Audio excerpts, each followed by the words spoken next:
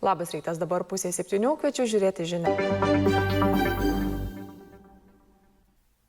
Senatvė puikiai galimybė pradėti gyventi dėl savęs ir pasilinksminti iš širdies. Tokiu šūkiu vadovaujasi Briuselyje įsikūrusių senelių globos namų gyventojai. Nors kai kuriems ir per 90 metų senoliai kartu keliauja į naktinius klubus, išbando ekstremales pramogas ar eina į greituosius pasimatymus su kitų senelių namų gyventojais. Kolegų Briuselyje Justinos Ilkevičiūtės ir Mindaugo Laukagalio reportažas. Garsi muzika, ryškios šviesos, šokiai, didžėjus. Tai vaizdai iš vieno naktinių klubų Briuselyje. Tarp besilinksminančių senjorių ir 86 metus skaičiuojanti Teresa. Iš naktinio klubo grįžome 3 ryto. Taip, 3. Daugiau nebekartosiu. Bet net 3 ryto visiškai neatrodė pavargusi. Atskleidžia, visą gyvenimą buvo sportiška, aktyvi, muzika, ypač džiazas, šokiai, joga buvo jos gyvenimas. Esu jogos mokytoja, vedžiau jogos pamokas nacionalinėme pensijų biure ir jau kurį laiką mokiau būsimus mokytojus. Buvau išties labai užsiėmusi, bet tada mane ištiko trumpalaikis išemijos priepuolis. Tai ne visai insultas, bet susijęs su smegenimis.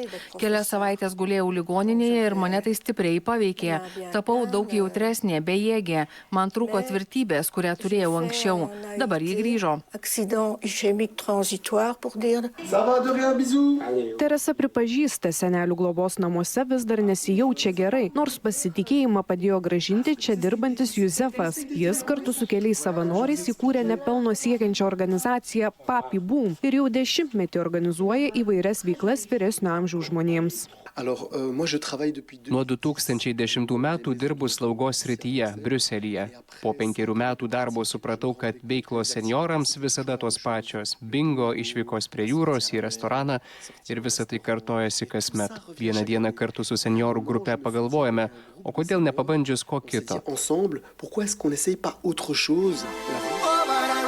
Nuo tada Juzefas kartu su savanoriais nuolat organizuoja seneliams įvairias veiklas. Kartais jos išties beprotiškos. Pavyzdžiui, laisvo kritimo skrydis oro tunelyje, kuriam reikia ir gerai pasiruošti ir nusiteikti. Bet emocijos po tokių pramogų pačios geriausios. Vyresnio amžiaus žmonės dažnai įsivaizduojami kaip senoliai, kurie turi būti ramūs, likti savo kambariuose ir nedaryti kvailysčių. Bet ne, jie turi linksmintis.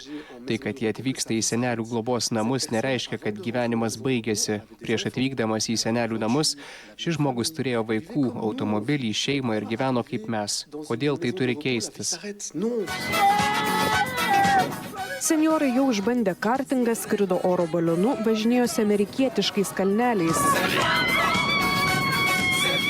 Bet, kaip pasakojo Juzefas, labiausiai mėgsta rungtis su kitų senelių globos namų gyventojais olimpiadose. Juose lenktyniauja ne tik sporte, bet ir intelektinėse rungtyse. Tokias olimpiadas labiausiai mėgsta ir Šarlis, kuris taip pat turi ir kitą aistrą – dainuoti. Šarlis sako, senjorai dažnai jaučiasi izoliuoti, nors patys nori bendrauti. Daugelis galvoja, kad senyvi žmonės yra pikti, bet tai netiesa, juos reikia pažinti. O kai su kitų globos namų gyventojais nesirungia olimpiadose, eina į greituosius pasimatymus. Juos senjorai itin mėgsta, kartais sutinka įdomių žmonių, o kartais ir meilė. Šarlis šiemet greituosius pasimatymus praleido, bet sako, kitąmet būtinai dalyvaus. Ir pripažįsta, tik šiuose globos namuose pasijuto visiškai kitaip, nei kuriuose gyveno anksčiau. Čia susiradau draugų, o kur gyvenau anksčiau, buvau labai vienišas. Kasdien gėriau. Buvo nelengva. Kartą pasakiau, užteks. Atvykau čia ir nuo tada net nepaliečiau alaus. Štai kodėl aš čia.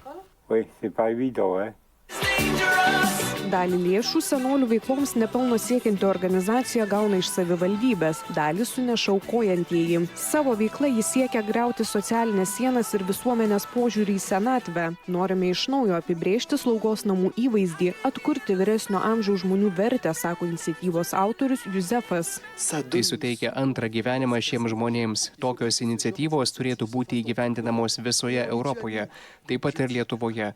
Todėl sakau visiems Lietuvos socialiniams darbuotojams ir užimtumo specialistams. Veskite savo senjorus į naktinius klubus. Lietuviai, tikiu jumis. Donc les Lituaniens, je compte sur vous.